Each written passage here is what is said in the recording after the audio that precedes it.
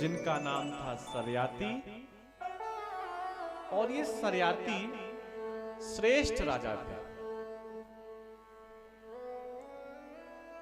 सरयाती की एक कन्या थी। वो अनेक गुणों से सुंदर होने के कारण लोग उसे सुकन्या कहने लगे। कौन सी कन्या कहने लगे? सुकन्या। जैसे किसी के ग्रह नक्षत्र गड़बड़ हो तो विष कन्या भी बोलते हैं ना, ऐसे सुकन्या। पिता अपनी पुत्री को बहुत प्रेम करते थे, सब लोग करते हैं। एक दिन पिता अपनी पुत्री को भ्रमण कराने के लिए जंगल में ले गए।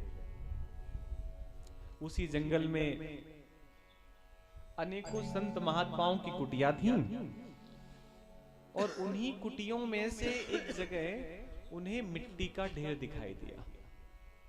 किसको? सुकन्या को। राजा तो भ्रमण करने के लिए चले गए इधर उधर वहीं जंगल पे, और जो एक मिट्टी का ढेर था वो सुकन्या को दिखाई दिया। और सुकन्या उस मिट्टी के ढेर की ओर बहुत देर तक देखती रही। ऐसा बहुत बार होता है कि व्यक्ति एक टक लगा करके बहुत चीजों को देखता रहता है। जब बहुत देर तक मिट्टी के ढेर को उसने देखा तो उसी मिट्टी के ढेर के अंदर दो ज्योतियां चमक रही थी, उनसे प्रकाश आ रहा था। सुकन्या को जिज्ञासा हुई, जाने क्या है। तो सुकन्या ने एक सीख ली और चमकने वाली ज्योतियों पर छेद करना चाहा। उनपे सीख चुभो दी दोनों में, और जैसे ही सीख चुभोई तो जहां से प्रकाश आ रहा था अब वहां से रक्त आने लगा।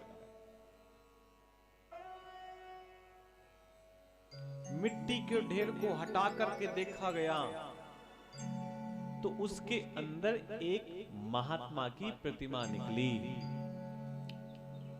लंबे समय तक एक आसन पर महात्मा बैठे थे तो चींटियों ने अपना घर बना लिया था।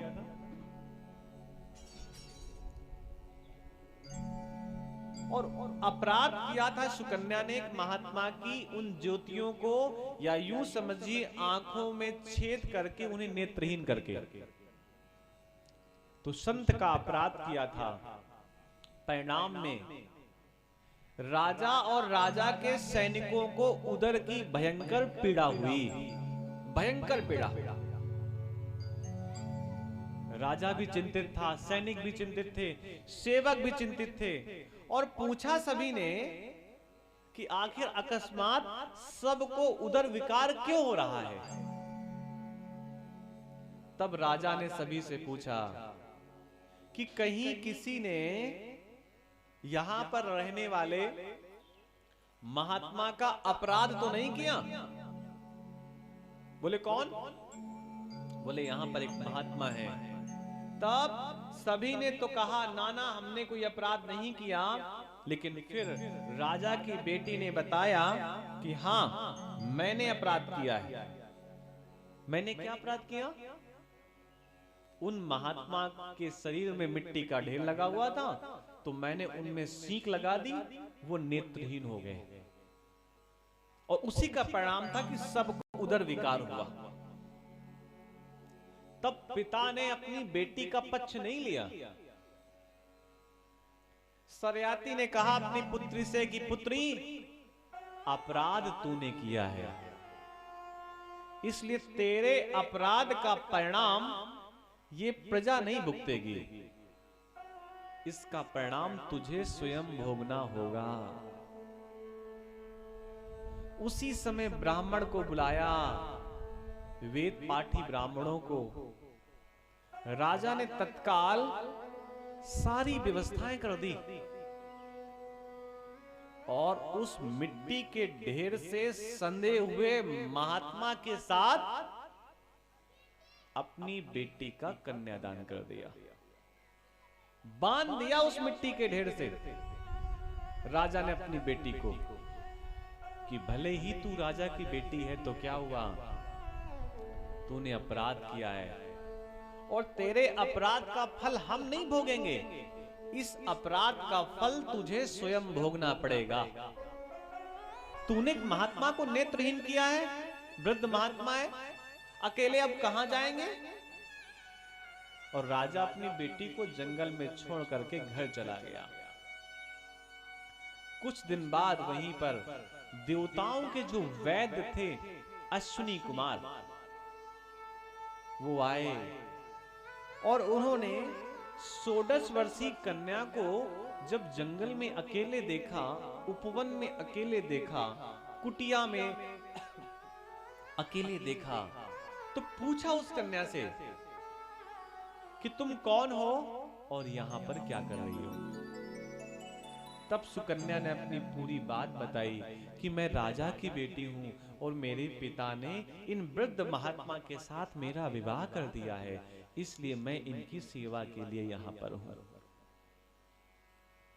अश्विनी कुमारों ने लालच दिया कि आप हमारे साथ चलिए तो स्वर्ग के सुख आपको मिलेंगे, यहां कहां जंगल में आप पड़ी हुई हैं।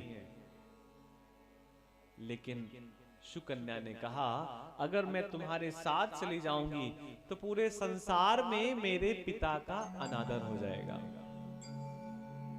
सब लोग मेरे पिता का उपहास करेंगे, हास करेंगे, मेरे चरित्र पर उंगलियां उठेंगी, मेरे पिता के संस्कारों पर लोग उंगलियां उठाएंगे कि क्या आपके संस्कार इतने छोटे थे कि जिसके साथ विवाह किया पुत्री उसके साथ नहीं रह पाई। और थोड़े से लालच में कि स्वर्ग के सुख मिलेंगे अश्विनी कुमारों के साथ चली गई। ऐसी बात सुन करके अश्विनी कुमार बड़े प्रसन्न हुए और अश्विनी कुमारों ने कहा तुम्हारे पति को हम युवान अवस्था प्राप्त करा सकते हैं, बस उसके लिए थोड़ा सा आपको अपने सतीत्व की परीक्षा देनी पड़ेगी। कैसे?